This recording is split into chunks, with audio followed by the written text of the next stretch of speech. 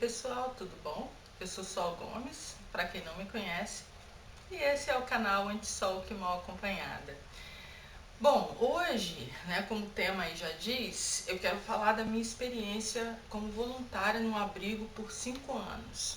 Um abrigo lá em Vitória, no bairro Santo Antônio. Um abrigo que era mantido, pela Caritas, tá? E era um abrigo de meninas, então de 0 até 12 anos. E como eu fui parar nesse abrigo?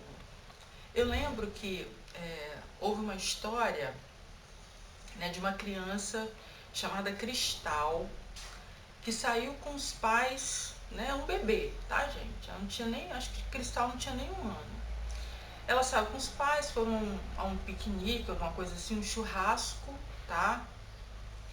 E o pai bebeu e na volta eles caíram, o pai, sei lá, o carro caiu num rio, num lago. E aí noticiaram isso, aí os pais conseguiram sair, mas a criança ficou lá perdida, tá? Chamaram o corpo de bombeiros, eles acharam a criança, conseguiram reanimá-la, mas o estado dela era crítico. E eu, já estava morando um tempinho em Vitória, quando eu vi essa notícia e tal, eu falei assim, ai gente, tomara que essa menina sobreviva, tal, não sei o que, fiquei acompanhando aquela história. Mas isso foi assim, no início do jornal. No final, eu lembro que foi a Sandra Namberg, foi no jornal Hoje, que eu estava assistindo. Ela falou que a menina, infelizmente, tinha falecido. Aquilo, eu não sei o que aconteceu, tá? Aliás, eu sei. Aquilo, assim, acabou comigo, acabou com o meu dia, tá? Eu chorei por aquela menina e eu me senti tão doída. Nossa, foi uma coisa pavorosa pra mim. Mas assim, eu já estava em Vitória, aquela coisa de trabalho, casa, diversão às vezes e tal, igreja. E na verdade, a minha vida lá, esse período, ela estava meio sem sentido, porque isso é meu ponto de vista. A nossa existência, ela tem que valer a pena por alguma coisa, gente, por alguma missão, por alguma coisa que você faça. E quanto mais você fica olhando, para as suas próprias dores, para o seu próprio umbigo, mais você entra no buraco aí do seu umbigo, e fica lá, tá? Só olhando para as suas dores. E aí aquilo assim foi explosão na minha vida, tá? Porque aí eu falei assim, não, eu tenho que fazer alguma coisa na minha vida. Eu falei assim, não, acho que tem várias, sei lá, cristais por aí. Então eu vou procurar um lugar para eu ser voluntária. Aí fui procurando abrigo, liguei para um, liguei para outro, falava do que eu queria. Fui visitar esse abrigo, então a assistente social, a psicóloga conversaram comigo e tal. Conheci umas crianças, conheci Maria Eduarda, que tava aprendendo a andar, tava lá no abrigo desde bebê e tal, e várias outras crianças. E aí fui uma vez e tal para ajudar, dar banho, colocar para dormir, dar comida. Eu sou muito boa com bebês, especialmente. Até, sei lá, uns 2 anos você pode deixar comigo que eu tomo conta, não tenho nojo de nada, tomo conta assim muito bem, tá? E aí, fiquei indo lá no abrigo, então tinha dias específicos. Aí eu, comecei, tinha um dia específico. Aí eu comecei em um outro dia, aí depois em outro dia, depois em outro dia, outro dia.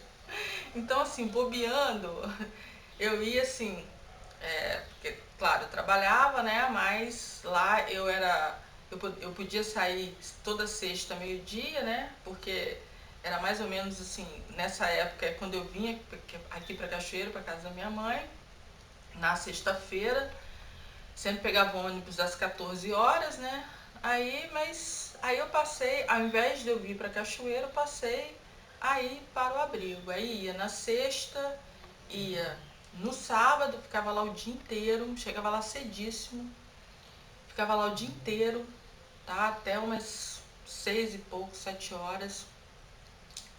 Ia à igreja no domingo, na escola dominical.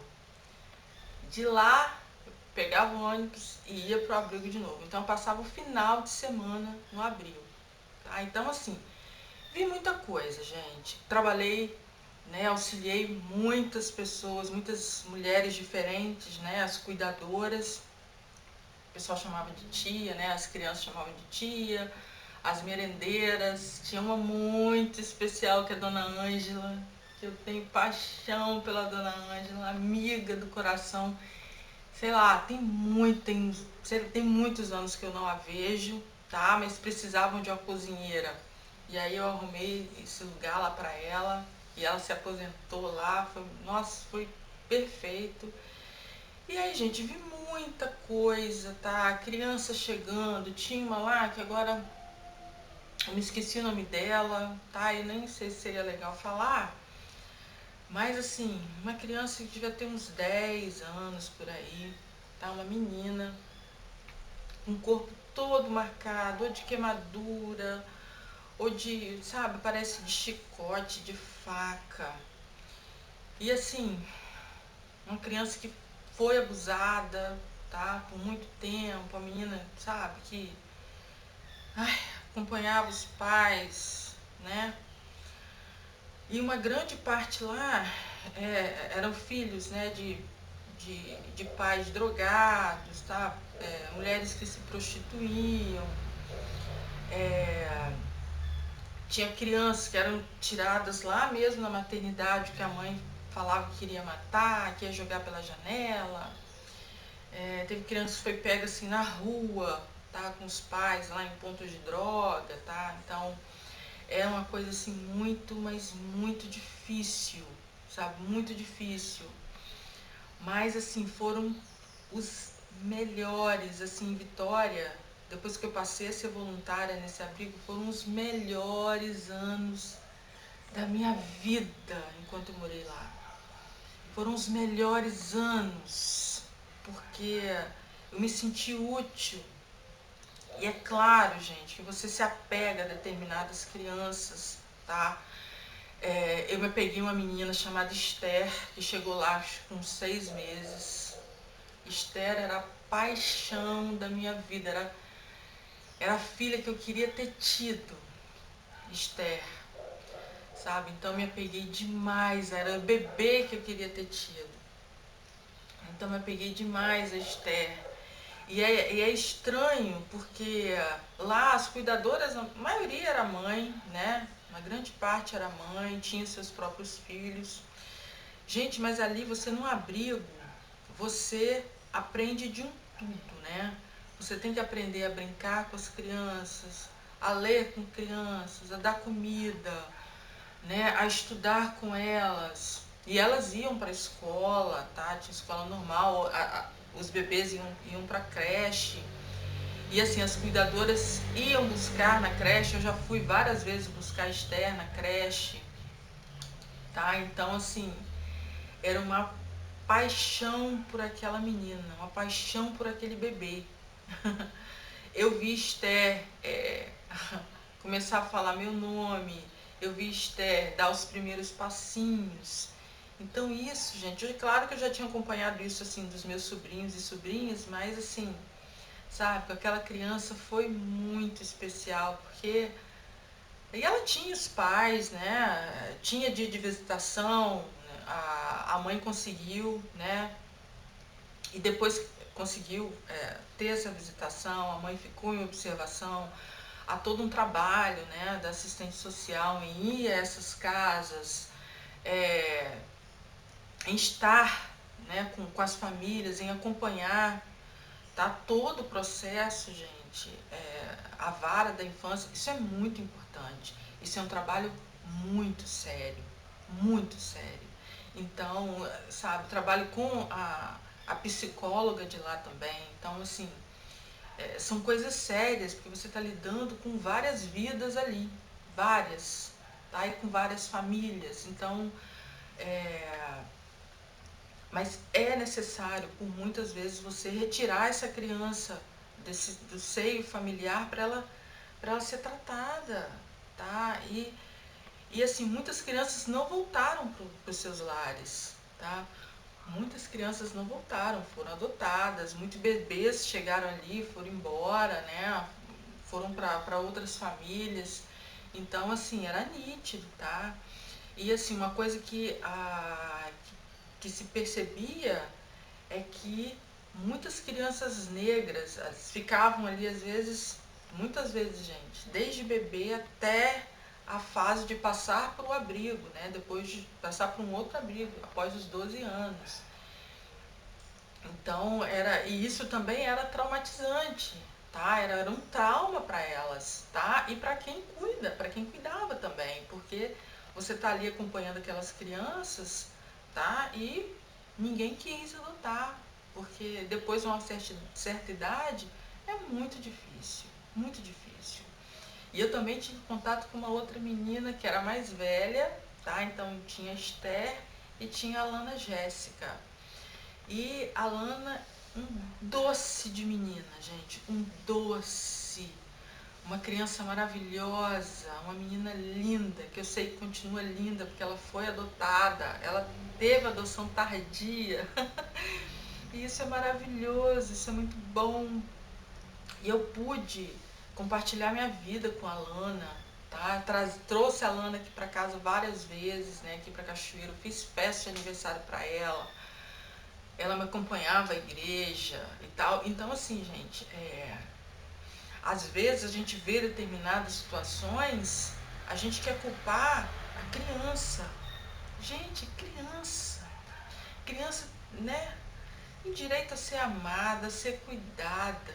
E na maioria das vezes, gente, a violência está dentro de casa.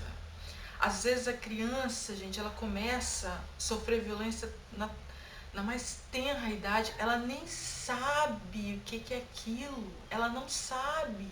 Ela não sabe. Por isso que é importantíssimo, na minha concepção, que nas escolas se tem educação sexual. Porque alguns pais loucos e famílias também que não entendem, então que precisam entender, que acham que educação sexual na escola é ensinar a criança a fazer sexo. E não é isso. É ensinar a criança a respeitar o próprio corpo, a exigir respeito, porque a criança não tem que ficar abraçando nem beijando adulto nenhum, tá? E muitas vezes as crianças são forçadas a isso, tá? As crianças ficam com adultos para os pais trabalharem, não sei, tá? Pode ser irmão, tio, avô, pai, não interessa. Gente que não vai cuidar, sabe? E pelo contrário, vai trazer danos, sabe? A vida, né? Ao psicológico, né? da criança, ao físico.